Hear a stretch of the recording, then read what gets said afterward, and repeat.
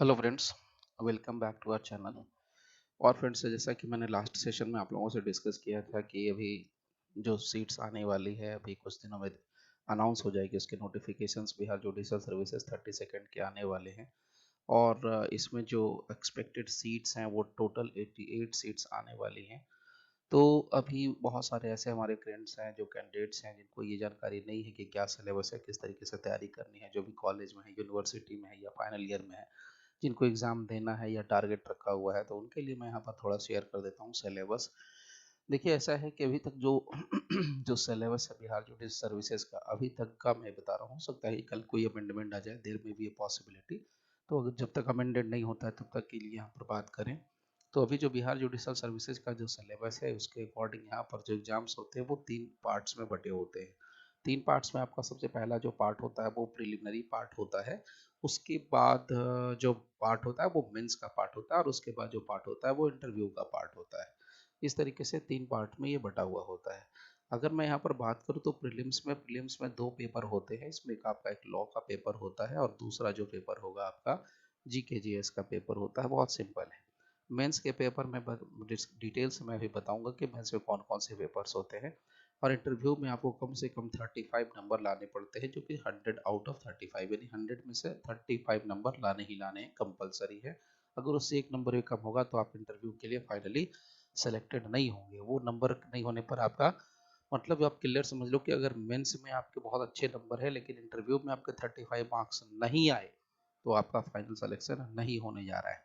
अब रही बात प्रीलिम्स की और मेंस की, तो मैं यहाँ पर कुछ सब्जेक्ट यहाँ पर आपको शेयर कर दे रहा हूँ, वो आप जरा समझ लीजिए। जैसे देखिए, प्रीलिम्स और मेंस की अगर हम लोग बात करते हैं तो इसमें देखिए यहाँ पर पेपर दोनों के लॉ पेपर दोनों के लिए सेम होते हैं। मैं आपको क्लियर करता हूँ, लॉ पेपर की बात कर रहा हूँ मैं यहाँ पर सीधे सीधे तौर पर। तो देखो, जो लॉ पेपर होंगे फ्रेंड्स, चाहे वो प्रीलिम्स हो चाहे वो मेंस हो, दोनों में सेम होते हैं। बस आपको कुछ ऑप्शन मिल जाता है मेंस में कि ऑप्शनल पेपर होते हैं, उसमें से आपको कुछ चूज करने होते हैं, बस यही फर्क होता है। यहाँ पर ये बेनिफिट है बिहार जुडिशियल सर्विसेज का। सो नाउ प्रीलिम्स की अगर हम लोग बात करें या मेंस की बात करें तो पेपर आपका सबसे पहले आ गया, देखो। जैसे आपका पेपर है सीपीसी, दूसरा उसके नीचे आप लिख दो सीआरपीसी। इसके अलावा आपका एविडेंस एक्ट आ जाता है। इसके अलावा arbitration and conciliation act, arbitration and conciliation act ये भी यहाँ पर आ जाता है। ओके।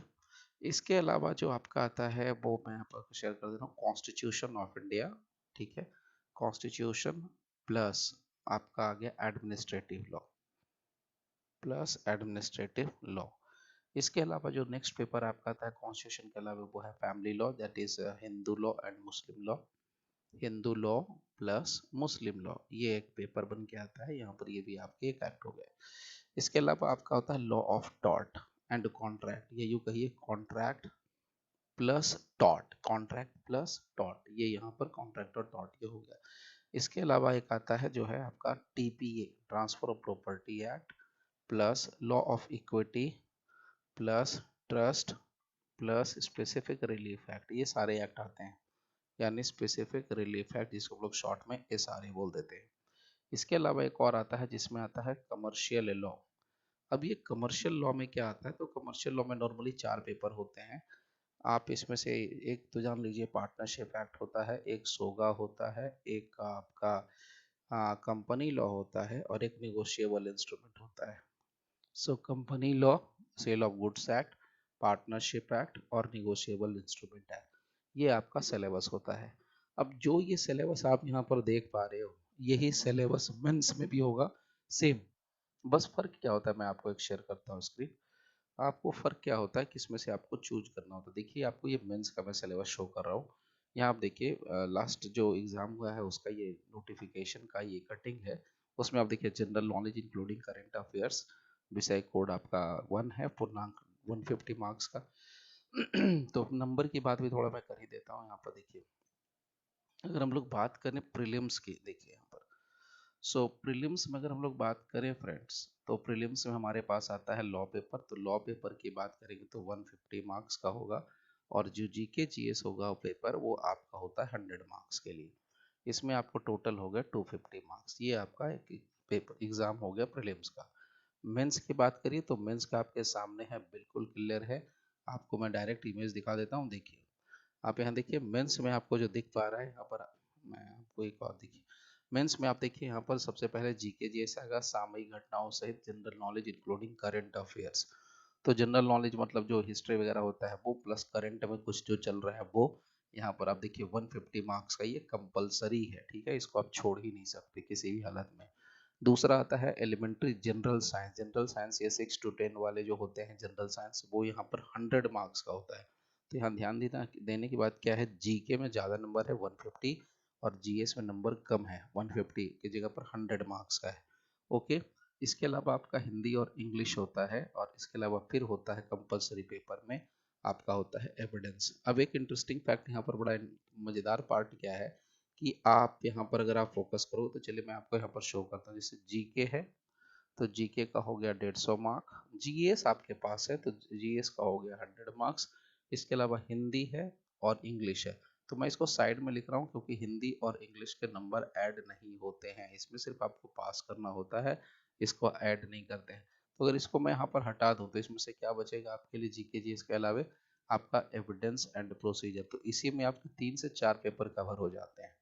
तो देखो, तो 3 से 4 पेपर आपके जो कवर हो रहे हैं ना, जैसे यहाँ पर बोला एविडेंस प्लस प्रोसीजर, तो एविडेंस प्लस प्रोसीजर, प्रोसीजर में क्या हो गया, प्रोसीजर का मतलब सीपीसी है और यहाँ पर सीआरपीसी है, ये प्रोसीजर हो गया।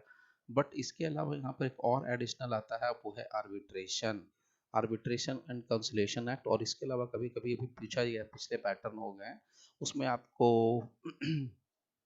सीपीसी का ही एक पार्ट होता है, वो पूछे जा रहे हैं कुछ कुछ क्वेश्चंस, तो वहां पर से आपको आ रहा है। तो यानी कि एविडेंस हो गया, प्रोसीजरल पार्ट हो गया और आर्बिट्रेशन हो गया, मेन ये है।